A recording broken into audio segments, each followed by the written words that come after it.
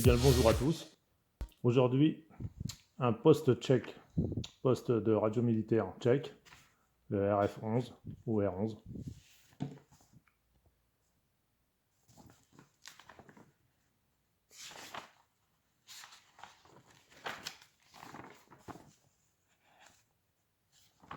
Et il se trouve qu'il ressemble étrangement à un autre appareil allemand utilisé pendant la Seconde Guerre mondiale en octobre 1944, la Dorette.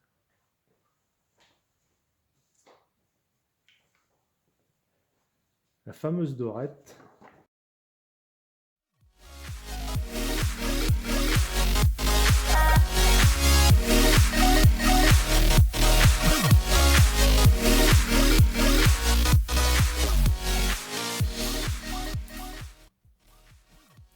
découvrons-le ensemble.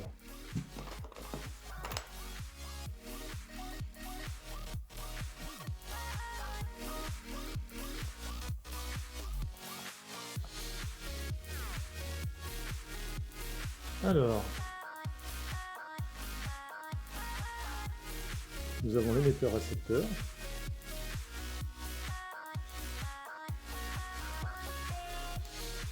Si je ne me trompe pas, il va de 26 à 28 mégas.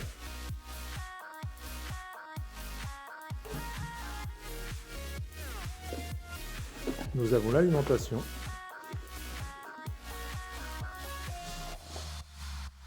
C'est ici.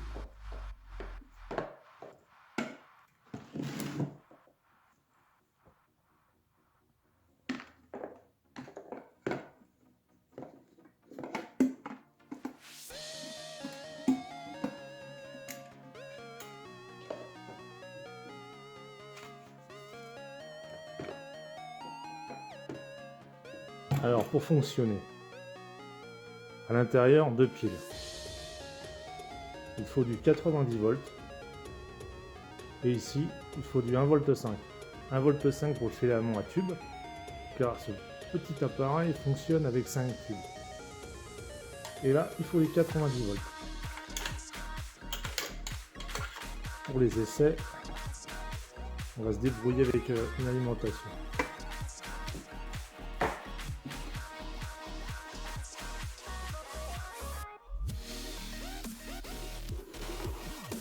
Alors là, il y a des lampes de rechange,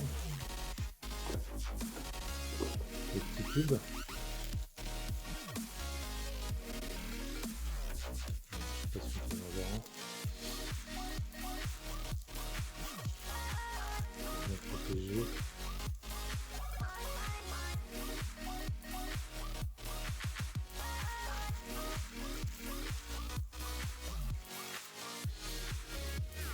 Voilà l'exemple d'un des tubes. Ils sont déjà plus petits. C'est pas encore les sub-miniatures qu'il y a eu un peu plus tard, mais déjà c'est le petit.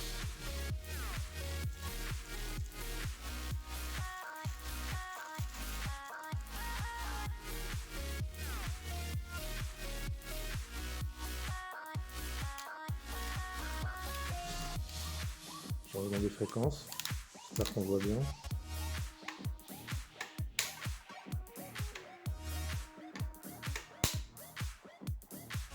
Donc, en mise en route. Fonctionnement en AM. C'est ici que l'alimentation est branchée. Ici, bah, c'est le microphone, le casque.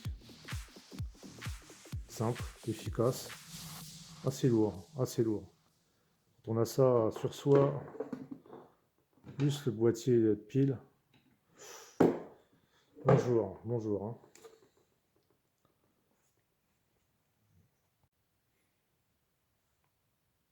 Non, ce qu'il faut savoir, c'est que la fabrication du R11 et de la Dorette, la fameuse Dorette de la Deuxième Guerre mondiale, sont fabriqués par le même fabricant. Ça vient d'une entreprise qui s'appelle Telsa. Telsa, c'est une société anonyme nommée Telegrafia. Elle a été fondée en 1919.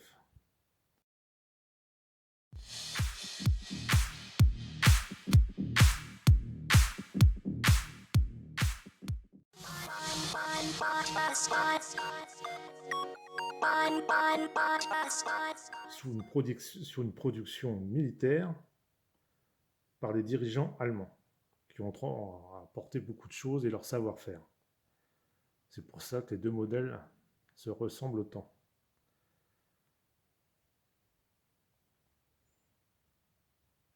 Pour le R11, il a été fabriqué à part de Baes. Je ne sais pas si c'est vraiment la prononciation. C'est Telsa, ça n'a rien à voir avec l'automobile. Hein. On n'est pas du tout là. Ça n'a rien, strictement rien à voir. Eux, c'était des spécialistes en électronique. Ils ont fait des productions jusqu'en 1993. Et je crois que la boutique a fermé en 2011.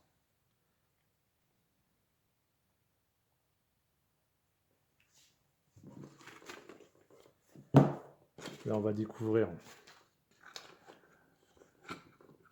une antenne filaire. Voilà. Alors, une antenne filaire.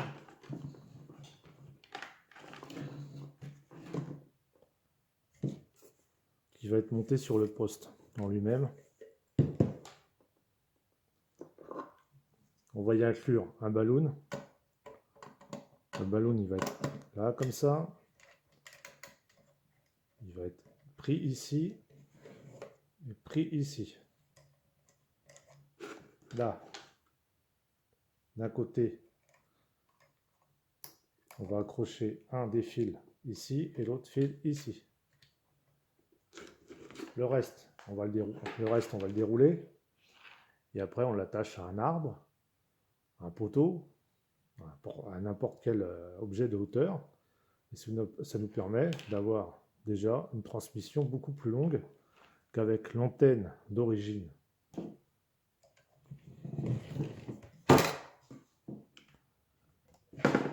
Voilà l'antenne d'origine qui est ici, qui va s'inscrire sur le poste. Là, ce sera une antenne pour le transport, pour la marche. C'est avec celle-là qu'on va essayer. On va faire les essais du poste.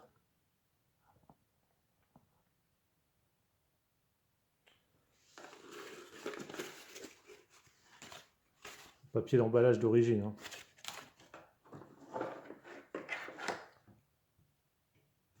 Je rappelle, hein, le poste, lui, il date des années 50. La fabrication à peu près des années 50. La dorette allemande, octobre 44. Là, le casque.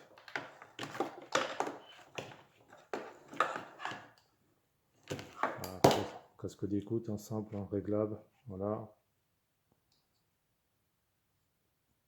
4000 ohms.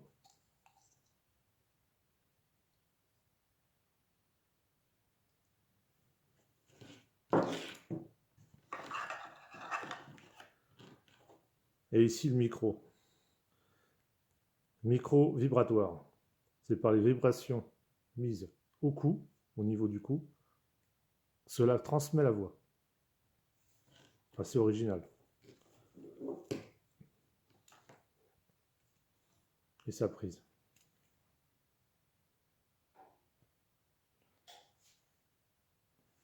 Voilà l'appareil tel qu'il se présente, monté.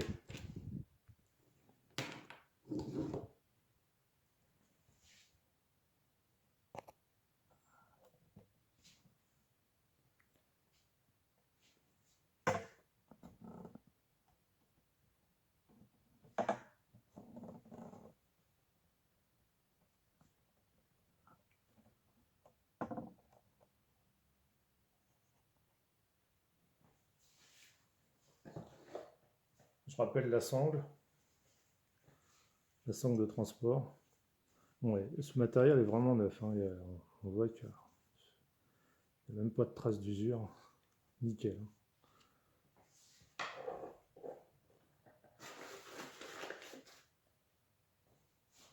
Bon, bah, je pense qu'il ne reste plus qu'à passer aux essais. J'espère concluant.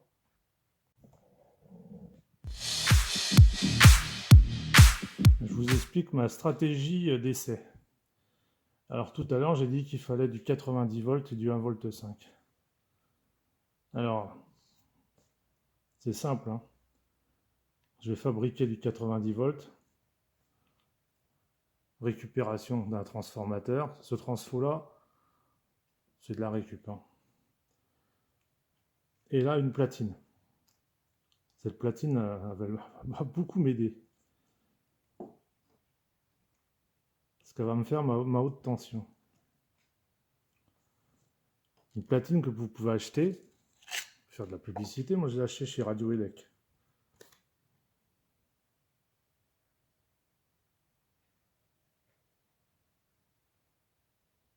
Voilà, c'est gratuit. Donc ici j'entre du 7 volts du transfo. J'arrive en 220, je ressors en 7 volts, alternatif. Et là, je ressors avec les besoins que j'ai, ici, ici, là la masse. Je ressors maximum 200 volts, un peu plus de 200 volts même, 250 je crois. Mais moi j'ai pas besoin, moi j'ai besoin entre 90 et 120 volts. Donc là je vais régler sur 97 volts. Là on voit bien le tour. Le 7 volts il arrive ici, il arrive sur le pont, là sur le pont de diode, redressement filtrage ici. Après il y a le transfo, il y a le triac. Et là on voit là, c'est un potard multivis, on tourne, c'est pour régler ici. Ici, je ne sais pas si on voit. Ouais, ici. Ici, là. Ici, on peut régler la tension. Voilà. Les pinces à crocodile. À l'arrache, mais il faut que ça fonctionne. On va espérer. Pour le 1 volt 5, j'ai pris la lime. Ici. Voilà. On va me filer mes 1 volt 5 que j'ai besoin.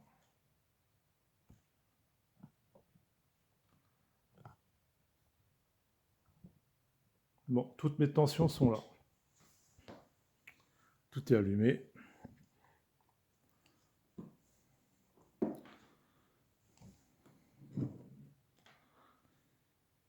Bon, on va mettre sur en marche.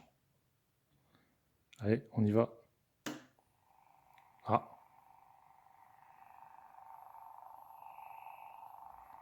On entend.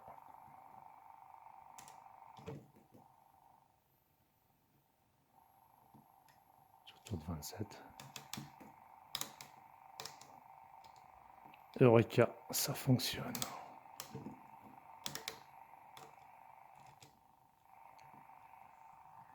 Magnifique.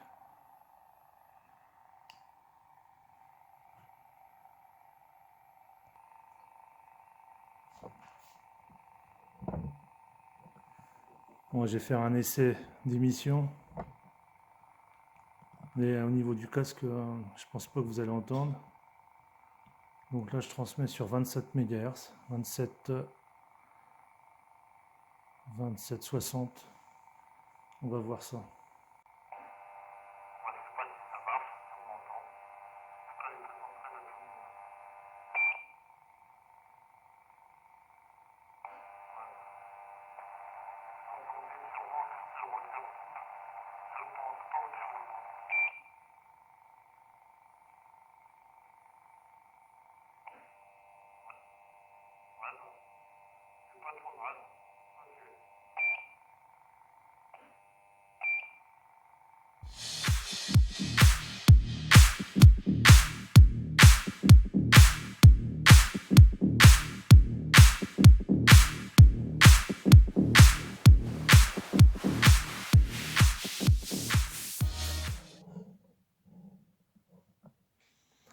La conclusion, c'est un bel appareil de collection qui fonctionne impeccablement.